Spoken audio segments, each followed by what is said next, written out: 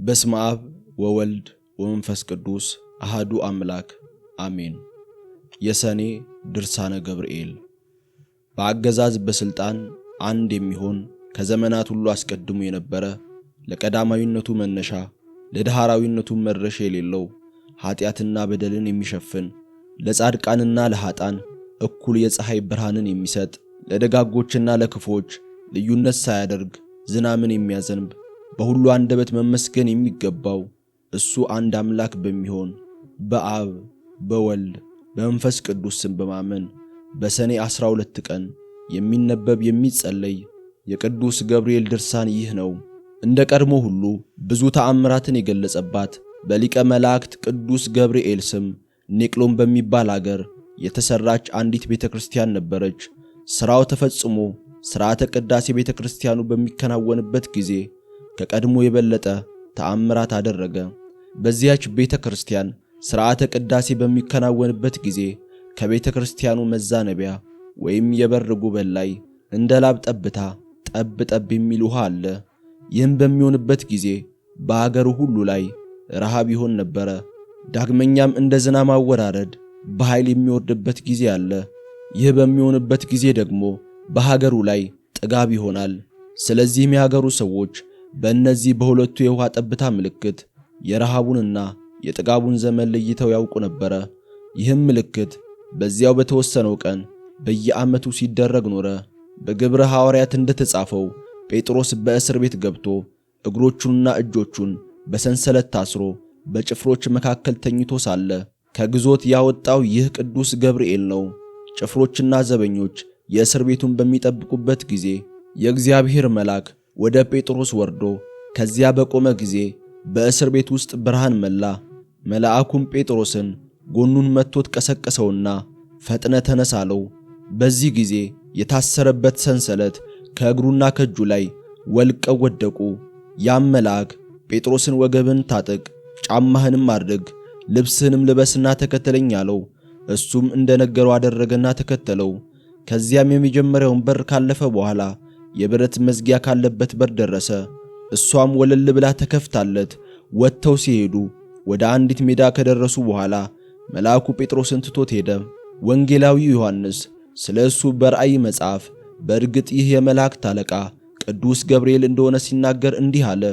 ከዚህ በኋላ የእግዚአብሔር መልአክ ቅዱስ ገብርኤል በምድር ላይ ወንጌልን ለመስበክ እግዚአብሔርን ፍሩት አመስግኑትም እያለ አሕዛብን ሁሉ ለማስተማር እንዲሁም የመጨረሻ ፍርድ የሚሰጥበት ቀን ደርሷልና ፀሐይና ጨረቃን ከዋክብትንም ለፈጠረ ጌታ ስገዱ እያለ ለማስረዳት በሰማይና በምድር መካከል እየበረረ መጣ ብሎ ተናገረ። እነሆ ከሊቀ መላእክት ቅዱስ ገብርኤል ተአምራት ከብዙ በጥቂቱ ጽፈናል። ነገር ግን በጆሮአችን የሰማነውን በዓይናችን ያየነውን ሁሉ ለመጻፍ ብንሞክር ችሎታ ያጥረናል፣ አቅም ያንሰናል። የእሱ ተአምራት ብራና የማይችለው እንደ ሰማይ ኮከብ እንደ ባህር አሸዋ የበዛ ነውና በወንጌልም በሌላም መጻሕፍት ሁሉ ቢጻፍ ኖሮ ዓለም ባልቻለውም ነበር። ለመጻፍም ብንሞክር ሁሉን ለመጻፍ ባልቻልንም ነበረ።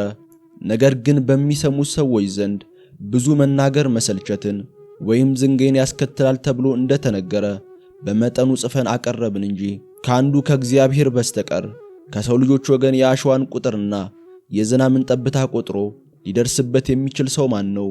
የመላእክት አለቃ የቅዱስ ገብርኤልም ተአምራቱ ብዛት እንደዚህ ሆነው። እናንተ የብርሃን ልጆች ወንድሞቻችን ሆይ አሁንም አስቀድመን እንደተናገርን እግዚአብሔር ይችን የክረምት ወራት ብሎም ባለንበት ዘመናት ሁሉ በሰላምና በጤንነት ይጠብቀን ዘንድ ለበጎ ሥራ ሁሉ በመትጋት የተራቡትን በማብላት የታረዙትን በማልበስ ይህችን ቀን እናክብራት። እግዚአብሔር የምድርን ፍሬ ይባርክ፣ የእርሻዋንም ትን በዝናብ በማርካት ለዘርና ለመከር ያደርስ ዘንድ እኛንም ከመብረቅ የብልጭታ ፍራቻ ከነጎድጓድ ድምፅ ድንጋጤና ከነፋሳት ማዕበል መታወክ ያድነን ዘንድ ይህችን ቀን እናስባት። እሱም በማምለክ ጸንተን ኑሮአችንን በሰላም እናሳለፍ ዘንድ ከኃጢአታችንም እስክንመለስ በዕድሜ ያቆየን ዘንድ ይህችን ቀን ያለመዘንጋት እናስታውሳት። ከእኛ እያንዳንዱ በፍቅር አንድነት የተደራጀውን ማኅበራችንን እንዲጎበኝልን የታመመውን እንዲፈውስልንና ያዘነውን እንዲያረጋጋልን እንዲሁም ለተራበው ምግቡን ያዝለት ዘንድ ለተራቆተው ልብሱን እንዲያስብለት ለዚህች ዕለት ታላቅ አክብሮት እንስጣት።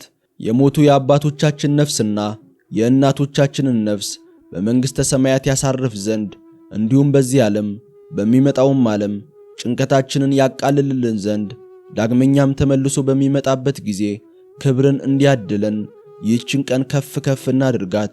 በአጠቃላይ የመላእክት አለቃ በሚሆን በቅዱስ ገብርኤል አማላጅነት ከጠላታችን ከሰይጣን ተንኮል ያድነን፣ ዕድል ፈንታችንንም ከቅዱሳን ሁሉ ጋር ያድርግልን ለዘላለሙ አሜን። ጸሎቱና በረከቱ ከሁላችን ጋር ይሁንና የመላእክት አለቃ ቅዱስ ገብርኤል ያደረገው ተአምር ይህ ነው። ከዕለታት በአንደኛው ቀን ሰይጣን በሽማግሌ ሰው ተመስሎ ወደ አውር መጣ።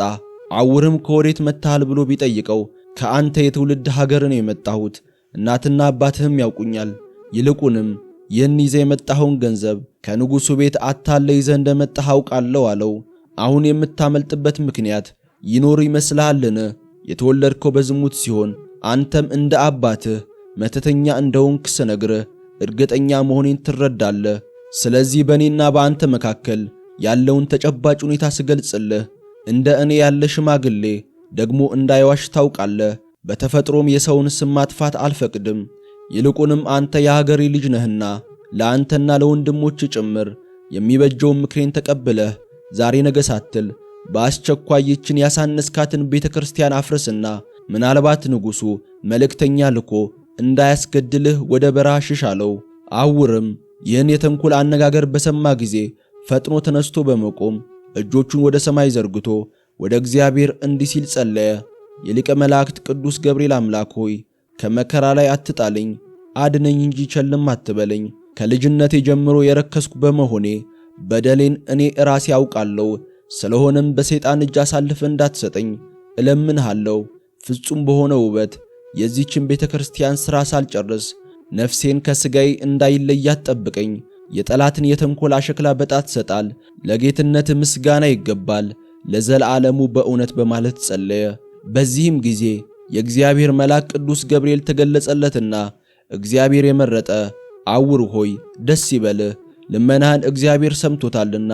ነገር ግን ያ ተንኮለኛ ሽማግሌ በነገው ቀን የመጣ እንደሆነ ፈጥነ ያዝና በሰንሰለት እሰረው፣ ከዚያ በኋላ ማን እንደሆነ ታውቃለህ አለው።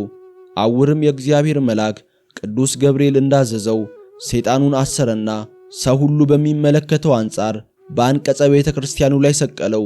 ሰይጣኑም እግዚአብሔር የመረጠ አውር ሆይ ከእስራቴ ትፈታኝ ዘንድ በፈጠረ በእግዚአብሔርና በቅዱስ ገብርኤል እማጸንሃለሁ እያለ በታላቅ ቃል ይጮህ ጀመር። ቀጥሎም ስማይ ልንገርህ፣ አባትህ አብራሲት እንደ አምላክ አድርጎ በፍጹም ስግደት ሰግዶልኛል፣ ስሜንም ያውሶ ብሎ ሰይሞኝ ነበረ። ስለዚህ በዚህ ሕዝብ ፊት እንዳታዋርደኝ እለምንሃለሁ።